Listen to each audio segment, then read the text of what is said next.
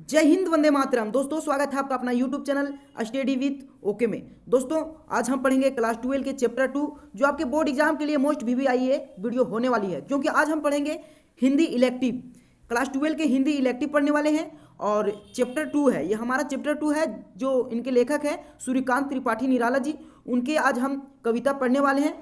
इसमें गीत गाने दो और एक है सरोज स्मृति। ये दोनों में जितने भी एमसीक्यू क्वेश्चन हैं आपके बोर्ड एग्जाम में जो पूछे जाते हैं, सारे वीवीआई क्वेश्चन को इस वीडियो में हम कवर करने वाले हैं। तो वीडियो को ध्यान से देखें और स्किप ना करें दोस्तों, क्योंकि ये वीडियो बहुत ही इंपॉर्टेंट होने वाली है आपके बोर्ड एग्जाम के लिए। अगर आप बेहतरीन तरीका से बोर्ड एग्जाम की तैयारी करना चाहते हैं तो हमारे चैनल को सब्सक्राइब कर लें, क्योंकि हमारे यूट्यूब चैनल में आपके बोर्ड एग्जाम की बहुत अच्छी तरह से तैयारी चल रही है।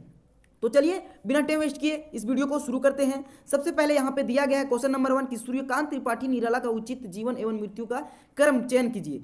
तो उनका जो कर्म है जीवन और मृत्यु का, वो 1798 से 1861 तक है। क्या है? 1798 से 1861 तक है। उसके बाद आगे देखते हैं। अभी ये लेखक के बारे में पूछ रहा है, 5-4 क्वेश्चन लेखक के बारे में होगा। उसके बाद में फिर आपके गीत गाने दो और सरोज स्मृति से सारे एमसीक्यू क्वेश्चन, जितने भी एमसीक्यू क्वेश्चन है वो सारे एमसीक्यू क्वेश्चन इस वीडियो में होगा। तो दूसरा क्वेश्चन नंबर है कि निराला जी का गांव का क्या नाम था। तो निराला जी का जो गांव था वो होगा भागलपुर। क्या होगा? भागलपुर के निवासी थे निराला जी। उसके बाद में अगला देखते हैं क्वेश्चन नंबर 3। क्वेश्चन नंबर 3 कह रहा है कि सामंतवाई पत्रिका किसके द्वारा प्रकाशित की जाती थी। तो कृष्ण मिशन के द्वारा पत्रिका ये प्रकाशित की जाती थी, जिसमें ये सूर्यकांत त्रिपाठी निराला जी पढ़ते थे। उसके बाद में देखते हैं क्वेश्चन नंबर 4 कह रहा है कि सूर्यकांत त्रिपाठी निराला का जन्म बंगाल के किस जिले में हुआ था। तो उसका जो सही हो जाएगा वो मेदिनीपुर हो जाएगा। क्या हो जाएगा? मेदिनीपुर। उसके बाद अगला क्वेश्चन नंबर देखते हैं। क्वेश्चन नंबर 5 क्या कह रहा है कि राम जी की भक्ति पूजा के लेखक का नाम क्या है। तो राम जी के भक्ति के पूजा के लेखक जो थे वो सूर्यकांत त्रिपाठी निराला जी थे। कौन थे? सूर्यकांत त्रिपाठी निराला जी थे। उसके बाद अगला क्वेश्चन नंबर देखते हैं। अगला क्वेश्चन नंबर क्या कह रहा है? क्वेश्चन नंबर यहाँ पे, अब आपके देश गीत गाने दो मुझे, इससे सारे एमसीक्यू क्वेश्चन है आपके। आप कविता से सारे क्वेश्चन है, वो तो आपके कवि से था, कविता से है। तो सबसे पहले देखते हैं, पहला है गीत गाने दो मुझे। कविता में कौन सा गा रहा है, कौन गा रहा है? तो इसमें जो होंगे वो कौन गा रहा है? मजदूर, नायक, राहगीर, कवि। तो इसमें जो सही आंसर हो जाएगा वो कवि हो जाएगा, कि गीत गाने दो मुझे कवि गा रहे थे और कवि अपने भावनाओं को उत्पन्न कर रहे थे। उसके बाद अगला देखते हैं क्वेश्चन नंबर 2 क्या कह रहा है कि पाथेय शब्द का अर्थ क्या है। पाथेय शब्द का जो अर्थ होगा वो हो जाएगा, क्या होगा? सहारा। सही इसका हो जाएगा सहारा। उसके बाद अगला क्वेश्चन नंबर 3 को देख लेते हैं। कवि या गीत क्यों गाना चाह रहा था, क्यों गाना चाह रहे थे वो। तो इसका जो सही आंसर हो जाएगा वो वेदना को दूर करने के लिए। किसके लिए? वेदना को दूर करने के लिए। उनकी वेदना प्रकट हो रही थी, मतलब बहुत ही दुख था उनके जीवन में, इसीलिए वेदना को दूर करने के लिए वो गीत गा रहे थे। उसके बाद क्वेश्चन नंबर 4 है कि गीत गाने ठग ठाकुर में कौन सा अलंकार है। ठग ठाकुर में कौन सा अलंकार है? तो ठग ठाकुर में इसमें अगर देखा जाए तो अनुप्रास अलंकार है। कौन सा अलंकार है? अनुप्रास अलंकार है। क्वेश्चन नंबर 5 को देख लेते हैं। ठग ठाकुर किस वर्ग के प्रतिनिधि होंगे। तो इसका जो सही आंसर होगा समांति वर्ग के। किस वर्ग के? तो समांति वर्ग के। उसके बाद अगला क्वेश्चन नंबर 6 देख लेते हैं। दोस्तों, ये सारे एमसीक्यू क्वेश्चन आपके बोर्ड एग्जाम में पूछे जाते हैं और बहुत बार पूछे गए हैं, इसीलिए इस वीडियो में हम कवर कर रहे हैं। आपके चैप्टर 2 से लिया गया है हिंदी इलेक्टिव क्लास 12 की। तो सारे क्वेश्चन को आप ध्यान से देखें और नोट भी करते जाएं। कवि के जीवन में किन किन कारणों से दुख था। तो सभी खुशियां छीन जाने के कारण,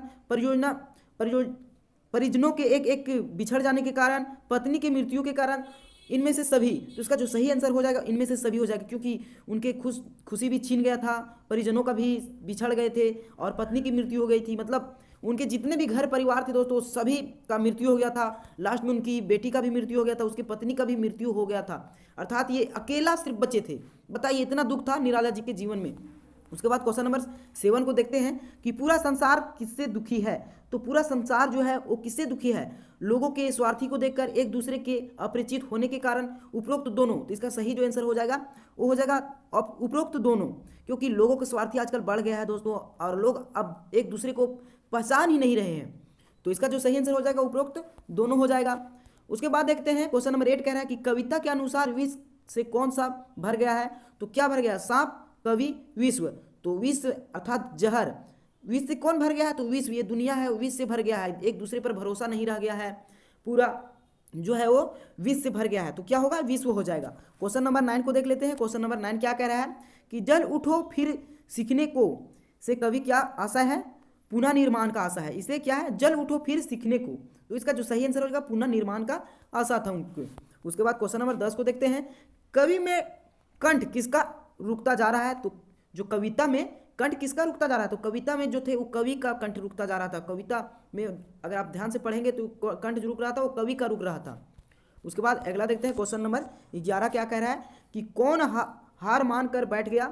तो कौन हार मान कर बैठ गया? ऑप्शन इसमें देख लेते हैं। संसार, लेखक, कर्मचारी, पुजारी। तो इसमें जो सही आंसर हो जाएगा वो क्या हो जाएगा? संसार। संसार अब हार मानकर बैठ गया क्योंकि लोग आप स्वार्थी हो गए हैं, एक दूसरे को पहचान नहीं रहे हैं।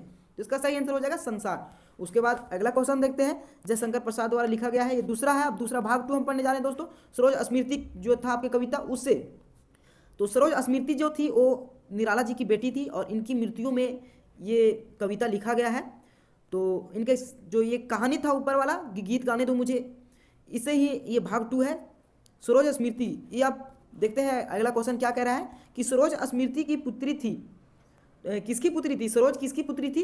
तो लेखक की पुत्री थी। किसकी पुत्री थी? लेखक की पुत्री थी सरोज स्मृति। उसके बाद अगला देखते हैं क्वेश्चन नंबर 2 क्या कह रहा है कि सरोज स्मृति कविता लेखक ने कब लिखी? तो पुत्री की मृत्यु से पहले, पुत्री की मृत्यु के बाद, पत्नी के याद में, पुत्री के बचपन में। तो जो ये था वो पुत्री की मृत्यु के बाद सही हो जाएगा, पुत्री के मृत्यु के बाद। क्योंकि जो पुत्री के इन्होंने अपने हाथ से मतलब डोली चढ़ाए थे और बेटी का शादी किए थे, फिर भी इनकी जो बेटी थी उनका भी मृत्यु हो गया था, इनका पत्नी का भी मृत्यु हो गया था। सारा इसके घर परिवार जो थे वो सारे बिछड़ गए थे, सिर्फ निराला जी अकेले बचे थे। अगला देखते हैं क्वेश्चन नंबर 3 कह रहा है कि सरोज का कन्यादान किसने किया था? तो कवि ने ही किए थे। किसने किए थे? तो कवि के नानी, सरोज के मामी, उसके पिता, सरोज के माता, तो उनको जो थे वो पिता किए थे, अर्थात निराला जी किए थे, कन्यादान किए थे। उसके बाद में देखते हैं सरोज के विवाह में कौन कौन शामिल हुआ? तो इसमें जो सही आंसर हो जाएगा वो हो जाएगा परिवार के लोग, समाज के लोग, उपरोक्त सभी। तो इसमें यही हो जाएगा उपरोक्त दोनों हो जाएगा, क्योंकि परिवार के लोग और समाज के लोग दोनों शामिल हुए थे। उसके बाद में अगला देखते हैं क्वेश्चन नंबर 5 क्या कह रहा है। क्वेश्चन नंबर 5 कह रहा है कि विवाह के समय सरोज के ऊपर संस्कारों का जल किसने डाला? तो किसने डाला था? कवि ने डाला था। किसने? कवि ने डाला था। उसके बाद अगला क्वेश्चन नंबर 6 को देख लेते हैं। क्वेश्चन नंबर 6 क्या कह रहा है? क्वेश्चन नंबर 6 कह रहा है कि उर शब्द का अर्थ है क्या है? जो उर है उसका शब्द अर्थ क्या होगा? तो उसका जो हो जाएगा सही है वो हृदय हो जाएगा। क्या हो जाएगा? हृदय। ऑप्शन नंबर डी सही हो जाएगा, हृदय। उसके बाद क्वेश्चन नंबर 7 को देख लेते हैं। क्वेश्चन नंबर 7 क्या कह रहा है कि उच्छ्वास शब्द का क्या अर्थ है? तो इसका जो सही अर्थ हो जाएगा वो क्या हो जाएगा? तो उत्साह से बोलना, मौन धारण करना, ली गई सांस, छोड़ी गई सांस। तो इसका सही जो हो जाएगा वो ली गई सांस। क्या हो जाएगा? ली गई सांस। उच्छ्वास का अर्थ ली गई सांस है। इसे आपको याद रखना होगा दोस्तों। फिर कविता में किसका विलाप है? तो पिता का विलाप है। किसका विलाप है? पिता का विलाप है। उसके बाद अगला क्वेश्चन नंबर 9 को देखते हैं कि सरोज की शादी अनोखी क्यों थी? शादी के कारण, सादगी के कारण, माता के ना होने के कारण, समाज के ना होने के कारण, उपरोक्त सभी। तो इसका जो सही हो जाएगा उपरोक्त सभी हो जाएगा, क्योंकि उसकी सादगी के कारण, माता ना होने के कारण, समाज के ना होने के कारण, ये सारा कारण था। इसी का विलोप कर रहे थे कवि। तो इसका उपरोक्त सभी हो जाएगा, उपरोक्त सभी हो जाएगा। उसके बाद क्वेश्चन नंबर 10 को देख लेते हैं। क्वेश्चन नंबर 10 कह रहा है कि सरोज में किसकी छवि देखी जा सकती थी? किस छवि देखी जा सकती थी?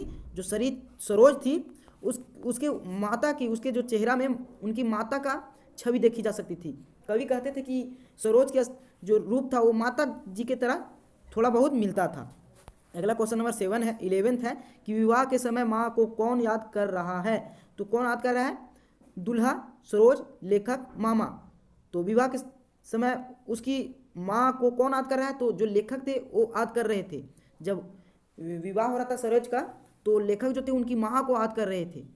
ठीक है। उसके बाद क्वेश्चन नंबर 12 को देख लेते हैं। क्वेश्चन नंबर 12 कह रहा है कि मूर्ति निधि में कौन सा अलंकार है? तो उसका जो सही आंसर हो जाएगा वो उपमा अलंकार है। कौन सा अलंकार है? ये नाम मानवीकरण अलंकार है। मूर्ति निधि में कौन सा अलंकार है? तो मानवीकरण अलंकार है। उसके बाद क्वेश्चन नंबर 13 को देखते हैं। क्वेश्चन नंबर 13 क्या कह रहा है कि प्रश्न थर थर थर में प्रयोग हुए अलंकार का उचित चयन करें। थर थर थर, इसमें कौन सा अलंकार हुआ है प्रयोग? तो इसमें जो हो जाएगा वो हो जाएगा पुनरुक्ति प्रकाश। उसके बाद अगला क्वेश्चन नंबर 14 को देखते हैं। क्वेश्चन नंबर 14 क्या कह रहा है कि रति रूप किसको कहा गया है? रति रूप किसे कहा गया है? तो किसे कहा गया था? लेखक को, सरोज को, कामदेव को, उपरोक्त वैसे कोई नहीं। तो इसमें जो हो जाएगा वो हो जाएगा कामदेव। क्या हो जाएगा? कामदेव को रूप रति रूप कहा गया था। क्वेश्चन नंबर 15 को देख लेते हैं। क्वेश्चन नंबर 15 कह रहा है कि सरोज के सौंदर्य में किसका रूप नजर आता है? तो उनकी माँ का नजर आता था। किसका? तो लेखक की पत्नी का। जी हाँ, सरोज की माँ का। ये भी सही है। अर्थात ये तो लेखक की माँ, ये लेखक की पत्नी और सरोज की माँ दोनों एक ही व्यक्ति हैं। तो इसका उपरोक्त सभी हो जाएगा। ऑप्शन नंबर सी सही हो जाएगा। क्वेश्चन नंबर 16 को देखते हैं। क्वेश्चन नंबर 16 कह रहा है कि कविता में प्रेम गीत को किसने गाया था? प्रेम गीत को किसने गाया था? तो लेखक ने गाया था। लेखक, उसकी स्वर्गीय पत्नी ने, उपरोक्त इनमें से कोई नहीं। तो इसमें जो सही हो जाएगा वो लेखक ने। उसके बाद अगला क्वेश्चन देखते हैं। क्वेश्चन नंबर 17 क्या कह रहा है कि कविता में आकाश में क्या उतर रहा था? कविता में आकाश में क्या उतर रहा था? कामदेव, ईश्वर का आशीर्वाद, श्रृंगार की कल्पनाएं, उपरोक्त सभी। तो इसका सही जो हो जाएगा श्रृंगार की कल्पनाएं जो थी वो है सो उतर रही थी।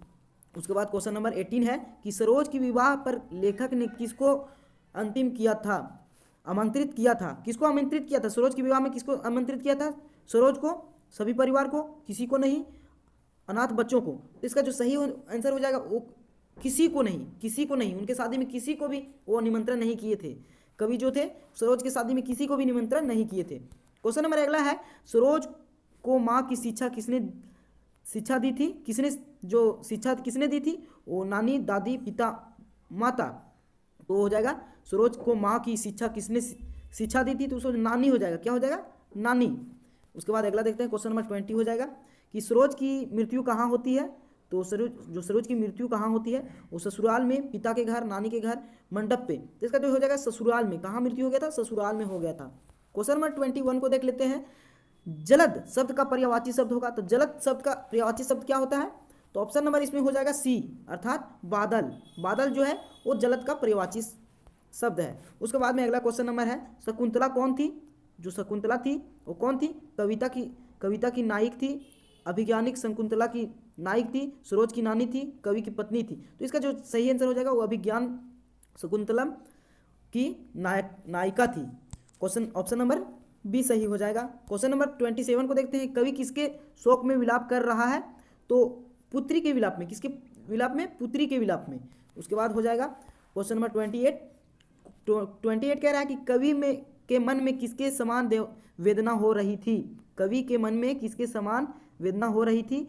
तो शकुंतला के समान, सरोज के समान, उसके बाद में फिर पत्नी के समान, कण्व ऋषि के समान। तो इसका जो सही हो जाएगा वो हो जाएगा सरोज के समान, सरोज के समान। उसके बाद अगला क्वेश्चन नंबर 25 कह रहा है कि सरोज का पुष्प वेज किसने सजाया था?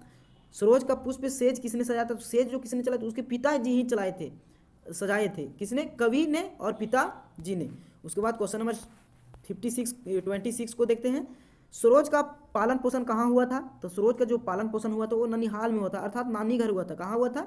नानी घर हुआ था। 27 कह रहा है कि कवि ने भाग्यहीन किसको कहा है? पुत्री को, पत्नी को, स्वयं को, नानी को। तो इसका सही आंसर हो जाएगा वो स्वयं को, अपने आप को भाग्यहीन कह रहे हैं, क्योंकि इनसे सारे बिछड़ गए थे इसलिए अपने आप को भाग्यहीन कह रहे थे।